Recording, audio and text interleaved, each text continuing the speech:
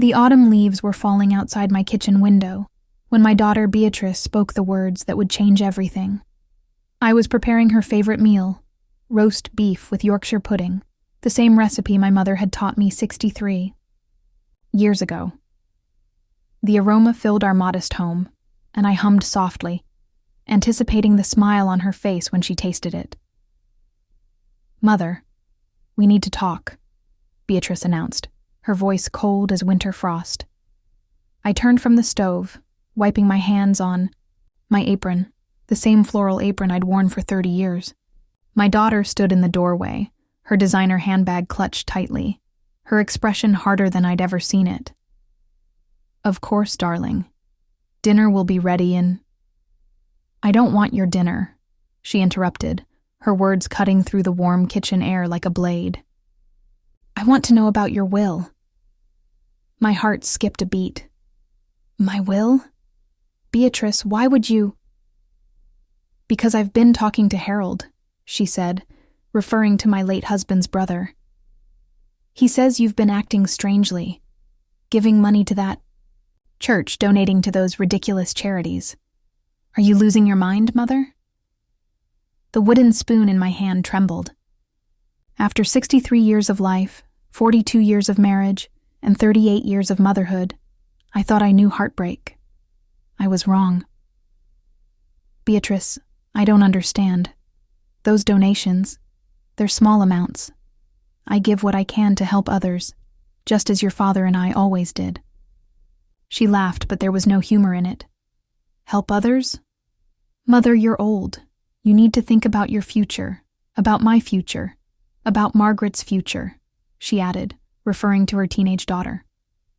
I set down the spoon and faced my only child fully.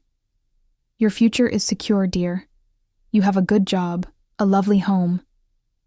A job that barely covers Margaret's private school fees and our mortgage," she snapped. "Do you know how much everything costs now? Do you have any idea what it's like to worry about money every single day?" My chest tightened. "But Beatrice, your father left us well provided for. The house is paid off. I have my pension. And yes, there's an inheritance set aside for you and Margaret. You don't need to worry." "How much?" she demanded. "I beg your pardon? How much is the inheritance?" "Exactly." I stared at my daughter, the little girl I'd rocked to sleep, whose scraped knees I'd bandaged, whose dreams I'd nurtured. When had she become this stranger standing in my kitchen? It's substantial, Beatrice. Enough to secure your family's future." "I need numbers, Mother. Harold thinks it might be close to £500,000. Is that right?" The way she said it, like she was discussing the weather, made my soul ache. Where is this coming from? Why are we talking about this now? Her face hardened further. "Because, Mother, you're being foolish with money that should be ours. Every pound you give away is a pound less for Margaret's education, for our security. And frankly, watching you throw away our future while you play the generous grandmother is infuriating." "Your future? Beatrice, it's my money. Your father and I worked for 40 years. And now you're too old to know what to do with it," she exploded. "You sit in this house all day watching your stories on television, making elaborate meals for one person. You're wasting away, Mother, and you're wasting our inheritance with your silly charitable impulses." The words hung in the air like poison. I gripped the edge of the counter to steady myself. "Beatrice," I whispered, "I'm your mother." "Yes," she said, her voice dropping to a cold whisper. "And frankly, you're useless. Absolutely useless. You contribute nothing to this family anymore except worry and frustration. The sooner you accept that and start protecting what's ours, the better off we'll all be." The kitchen fell silent except for the bubbling of the roast in the oven. Useless. The word echoed in my mind like a death knell. After everything, every sacrifice, every sleepless night when she was ill, every penny saved for her education, every dream deferred so she could have better. I was useless. I think, I said quietly, my voice barely audible. You should leave. Gladly, she replied, already turning toward the door. But think about what I've said, Mother. Think about your priorities. When Margaret needs university funding in a few years, remember this conversation. The front door slammed, rattling the pictures on my walls. Pictures of Beatrice as a baby, as a child at her wedding. Pictures of a daughter who had once looked at me with love instead of calculation. I stood in my kitchen for a long time after she left, the smell of burning roast finally breaking through my daze. As I pulled the ruined dinner from the oven, tears fell onto the hot pan, sizzling into steam. That night, I made a decision that would change everything. But first, let me tell you how I got here. Because this story, my story, didn't begin with Beatrice's cruel words. It began 63 years ago, with a little girl who learned that sometimes the people who are supposed to love you the most are the ones who hurt you the deepest. I was born Dorothy Mae Thornton in 1962, the youngest of 4 children in a family that struggled to make ends meet. My father, Thomas, worked double shifts at the textile mill, while my mother, Agnes, took in washing and mending to help pay the bills. We lived in a 2-bedroom terraced house in Manchester, where love was abundant, but money was always scarce. My parents taught me the value of hard work and the importance of family. Dorothy, my mother would say, as she folded other people's laundry, remember that family is all we have in this world. Everything else can be taken away. But family endures. I believed her with all my heart. When I was 17, I met Edmund Whitmore at a church social. He was 21, handsome in a quiet way, with gentle eyes and calloused hands that spoke of honest work. He courted me properly for 2 years before proposing, and we married in 1982 in the same church where we'd met. Our early years were challenging but filled with hope. Edmund worked as a carpenter while I taught at the local primary school. We lived in a tiny flat above a bakery, dreaming of the day we'd have our own home and children to fill it with laughter. When Beatrice was born in 1987, I thought my heart might burst with joy. She was perfect, 10 fingers, 10 toes, and the most beautiful dark eyes I'd ever seen. Edmund and I took turns walking the floors when she was colicky, never complaining, because we were so grateful for the miracle of her existence. She's going to be something special, Edmund would whisper as he rocked her to sleep. Our little Beatrice is going to have every opportunity we never had. And we made sure she did. When she wanted dance lessons, we saved for months to afford them. When she showed an aptitude for mathematics, we hired a tutor even though it meant eating beans on toast for dinner more nights than I care to remember. When she wanted to go to university, we remortgaged the house we'd finally managed to buy. Every sacrifice felt like an investment in love, a way of showing our daughter that she was valued beyond measure. Edmund and I tried for more children, but it wasn't meant to be.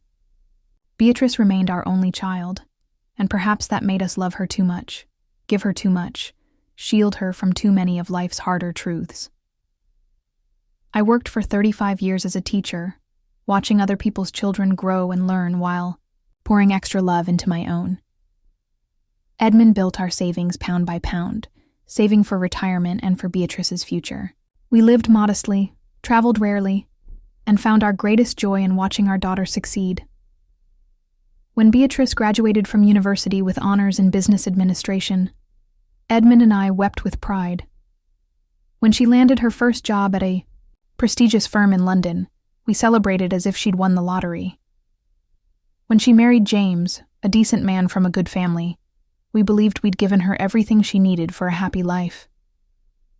Margaret was born when I was 55, and becoming a grandmother filled my heart with a joy I hadn't known was possible.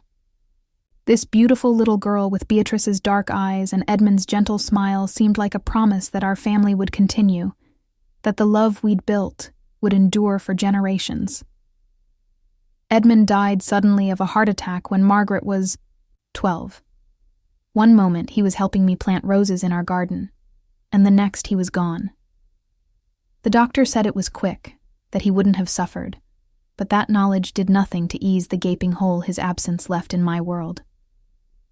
Beatrice was supportive during the funeral arrangements, helping me navigate the paperwork and decisions that follow death. But once the formalities were complete, she seemed to retreat into her own life, visiting less frequently and calling mainly when she needed something. I understood. Grief affects people differently, and she had her own family to care for. Threw myself into volunteering at the church, donating to causes Edmund and I had cared about, and trying to fill the lonely hours with purpose. The inheritance Beatrice was so concerned about came from Edmund's life insurance policy, and our combined savings, money we'd accumulated through decades of careful living and prudent investments. It was meant to ensure that I could live comfortably in my old age, and that there would be something left for Beatrice and Margaret.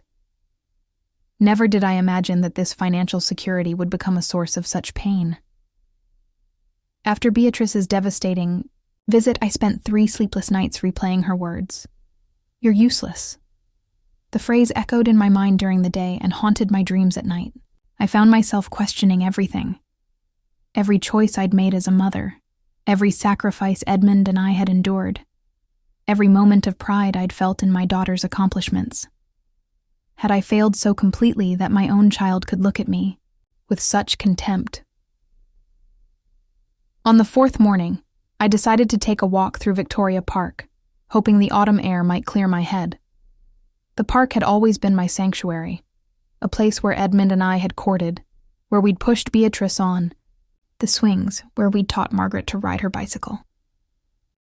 I was sitting on our favorite bench, watching the ducks glide across the pond, when I heard sobbing from behind a nearby oak tree. My teacher's instincts kicked in. I'd spent decades comforting crying children, and I found myself walking toward the sound. Behind the tree sat a young woman, perhaps 25 years old, with auburn hair and tear-stained cheeks. She wore a simple dress that had seen better days and clutched a worn purse against her chest. "Are you all right, dear?" I asked gently. She looked up, startled, and I saw eyes that held the kind of pain I recognized from my own mirror. "Oh, I'm sorry, I didn't mean to disturb anyone. I'll go."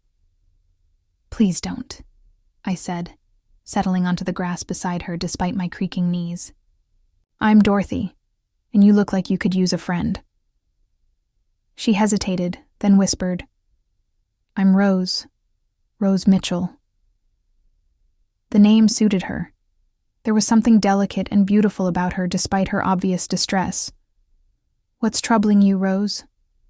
The question opened floodgates. Rose's story poured out in a torrent of words and tears. She was a single mother raising 2 young children, Timothy, age 6, and little Sarah, just 3. The children's father had abandoned them when Sarah was born, leaving Rose to manage alone. She worked 2 jobs, cleaning offices at night and caring for elderly residents at a nursing home during the day, but it wasn't enough. Her landlord had just served her with an eviction notice. She owed 3 months' rent, and despite her best efforts, she couldn't catch up. "I don't know what to do," she sobbed. "The children have nowhere else to go. My parents died when I was 18, and I have no other family. Timothy starts school next month, and he's so excited. How can I tell him we might be living in a shelter?"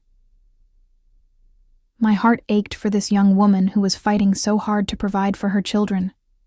She reminded me of myself at that age, determined, loving, but overwhelmed by circumstances beyond her control. "How much do you owe?" I asked quietly. £1,800, she whispered. "It might as well be 18 million for all the chance I have of finding it." I thought about Beatrice's words, about the inheritance she was so eager to protect.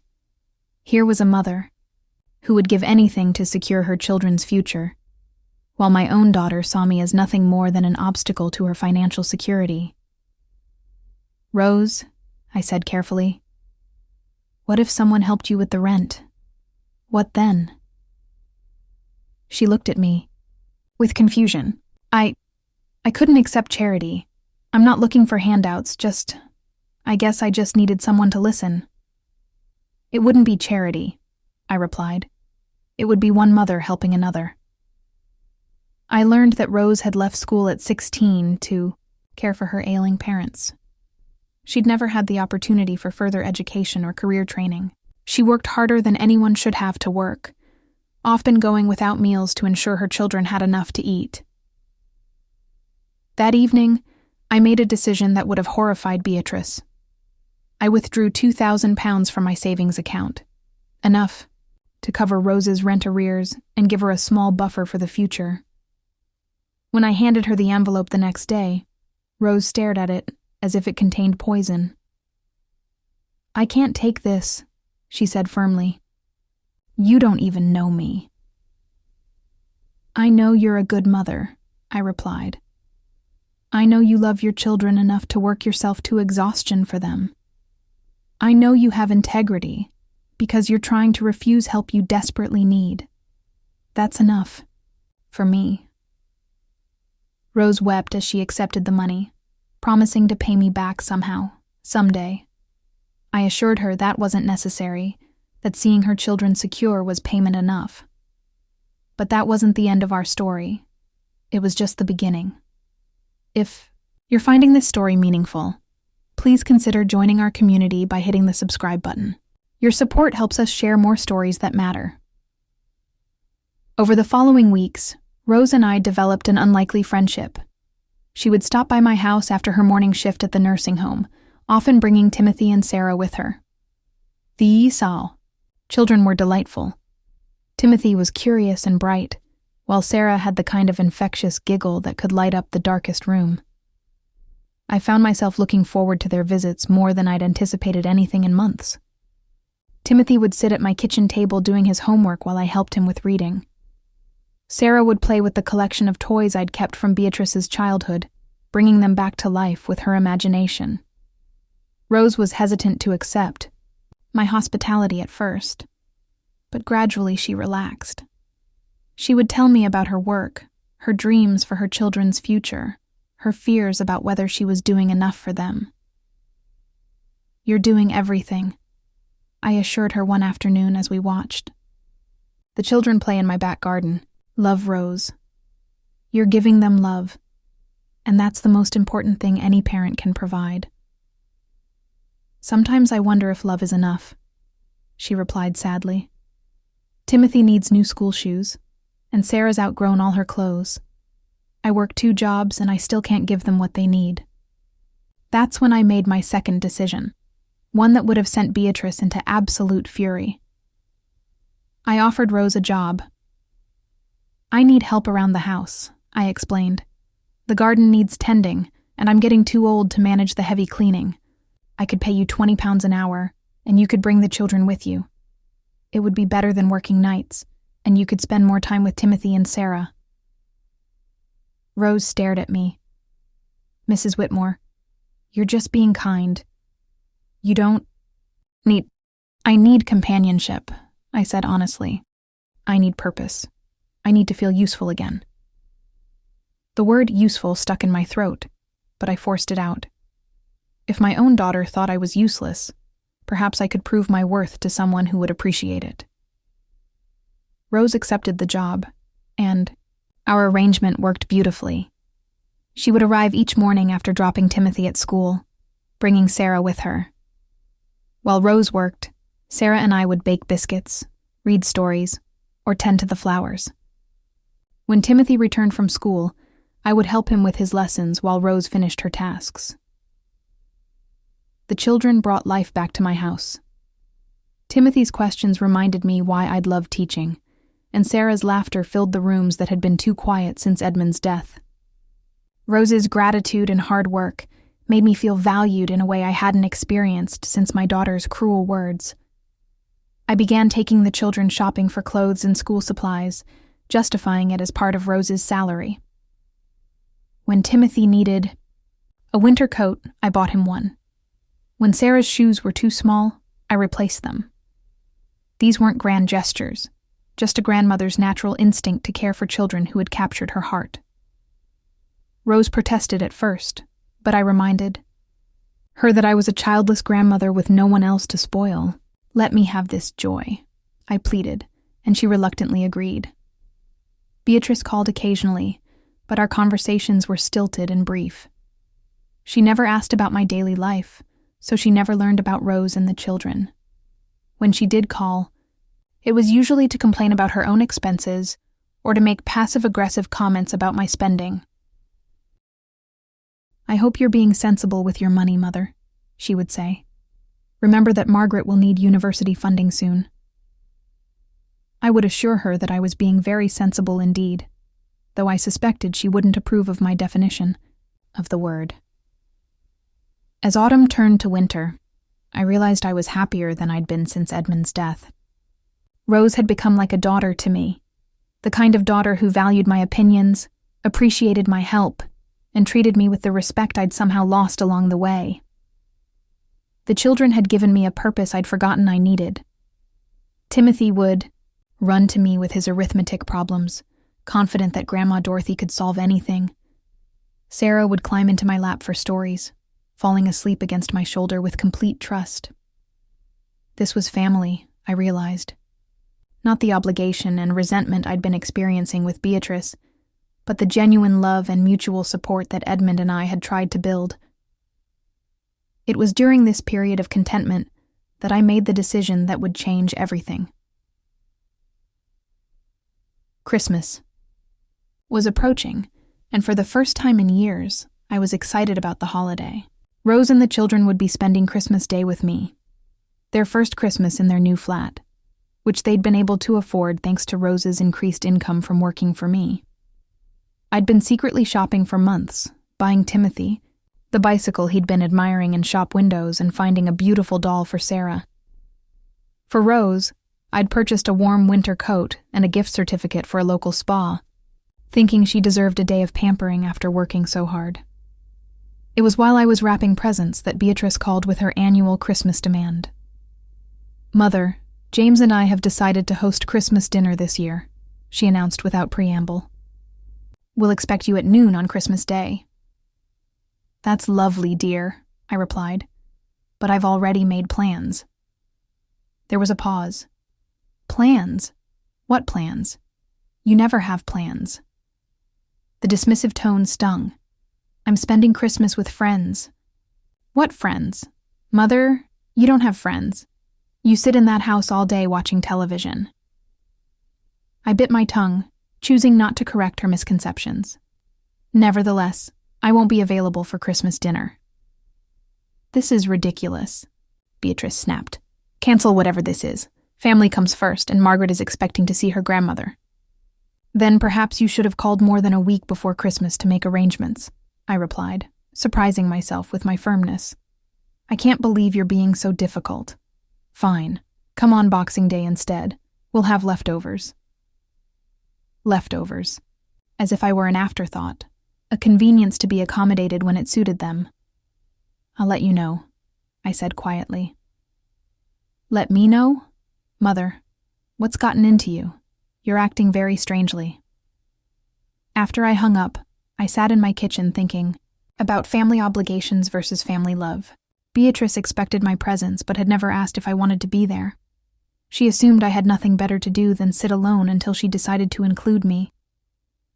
Rose, on the other hand, had shyly asked if I might like to share Christmas with them, quickly adding that she understood if I had other commitments. When I'd said yes, Timothy had cheered, and Sarah had clapped her hands with delight. That night, I called my solicitor, Harold Pemberton, and made an appointment for the day after Christmas. "I need to make some changes to my will," I told him, when we met. Harold had been Edmund's friend as well as our legal advisor.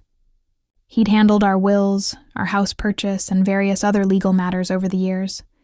He was also, unfortunately, the one who had been gossiping with Beatrice about my financial affairs. "Of course, Dorothy," he said, pulling out my file. "What sort of changes are you considering?" "I want to change my primary beneficiary," I said calmly. Harold's eyebrows shot up. You want to change Beatrice's inheritance? May I ask why? I'd prepared for this question. I've realized that my daughter doesn't need my help as much as I originally thought. She has a good job, a secure home, and a successful marriage.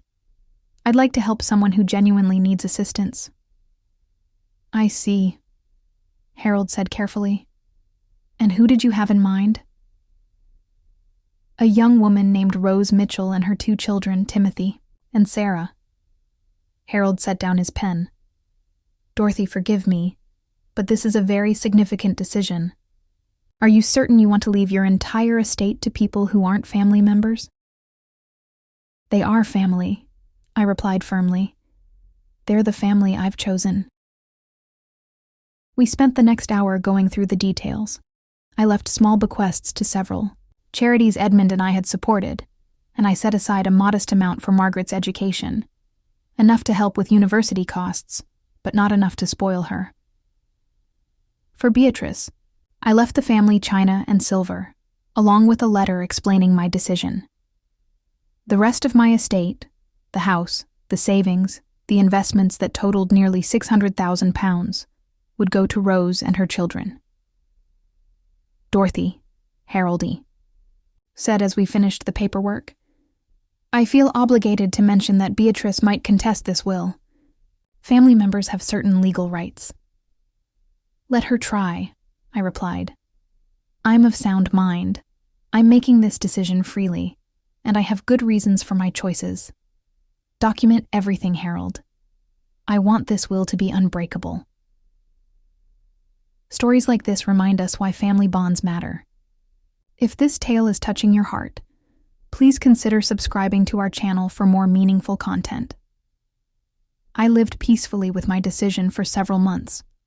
Rose continued working for me, and the children continued bringing joy to my days. Timothy was excelling at school, and Sarah was developing into a delightful little personality who charmed everyone she met. I told no one about the will change, preferring to let sleeping dogs lie for as long as possible. But secrets have a way of revealing themselves, especially when lawyers are involved. The confrontation came on a rainy Thursday in March. I was teaching Sarah to knead bread dough when the front door burst open without a knock. Beatrice stormed into my kitchen, her face flushed with fury, Harold trailing behind her looking deeply uncomfortable. Who are these people? Beatrice demanded, staring at Rose and the children as if they were intruders. These are my friends, I replied calmly, wiping flour from my hands. Rose, Timothy, Sarah, this is my daughter, Beatrice. Rose stood uncertainly, clearly sensing the tension in the room. Timothy moved protectively closer to his mother, while Sarah hid behind my skirts. Harold has just told me the most ridiculous story, Beatrice said, her voice rising. He claims you've changed your will to leave everything to complete strangers. Please tell me this is some sort of mistake. I looked at Harold, who couldn't meet my eyes. I see professional confidentiality means nothing to you, Harold. Dorothy, I was concerned, he stammered. Beatrice is your daughter, and she has a right to know. She has no rights to my estate while I'm alive, I interrupted, and she certainly has no right to confidential information about my legal affairs. Mother, Beatrice said, trying to control her voice. Surely you can't be serious about this. These people are taking advantage of you. Can't you see that? They're after your money. Rose gasped. That's not true. Mrs. Whitmore, I never asked for anything. I work for everything I receive. Oh, please, Beatrice scoffed. You probably researched her, found out she was a lonely widow with money and moved in for the kill. It's the oldest con in the book. Stop it, I said firmly. Rose is not a con artist. She's a hard-working mother who has become dear to me. Something you might not understand, since you've made it clear you find me useless. Beatrice's face went white. You're doing this because of one argument? Because I was frustrated and said something I didn't mean? Did you mean it? I asked quietly. The silence stretched between us. Beatrice's inability to answer was answer enough. "This is insane," she finally said. "Mother, you're not thinking clearly. These people have manipulated you somehow. I'm going to have you declared mentally incompetent." "Good luck with that," I replied. "I'm perfectly competent, as Harold's extensive documentation will show." Harold nodded reluctantly. Dorothy submitted to a complete mental competency evaluation. She's of sound mind and fully capable of making legal decisions. Beatrice turned on him. "Then why didn't you talk her out of this madness?" "Because it's not madness," I said, before Harold could answer. "It's the first sensible decision I've made in years." Beatrice looked around my kitchen, at the children's drawings on my refrigerator, at the family photos that now included Rose and her children, at the evidence of a life being lived with purpose and joy. "This is what you want?" she asked, her voice breaking. "You want to replace your real family with strangers?" "I want to leave my estate to people who value me as a person, not as a source of inheritance," I replied. "I want to help people who genuinely need help, not people who call me useless and treat me like a burden." I said I was sorry about that. "No, Beatrice, you didn't. You've never apologized for those words. You've just been angry that I didn't immediately forgive them." Rose stepped forward, Timothy's hand in hers and Sarah clinging to her dress.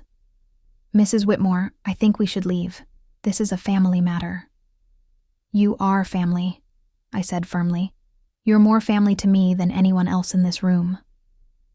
The words hung in the air like a slap.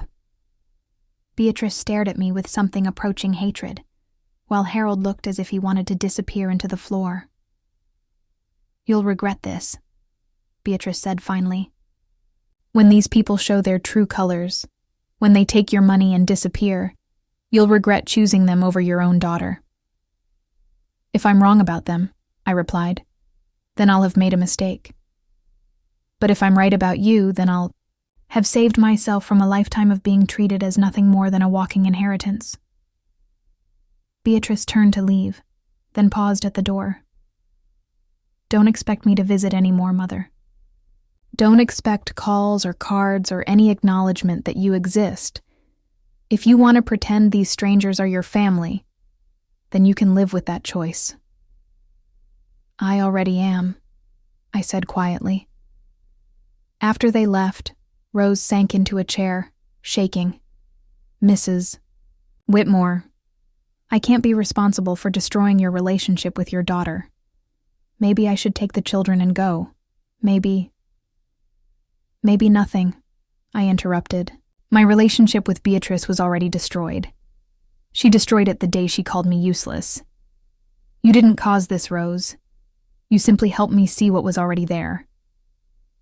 Timothy tugged at my sleeve. "Grandma Dorothy, why was that lady so angry?" I knelt down to his level, looking into his innocent eyes. "Sometimes, Timothy, people get angry when they don't get what they want. But that doesn't mean we should give it to them." "Are we still your family?" Sarah asked quietly.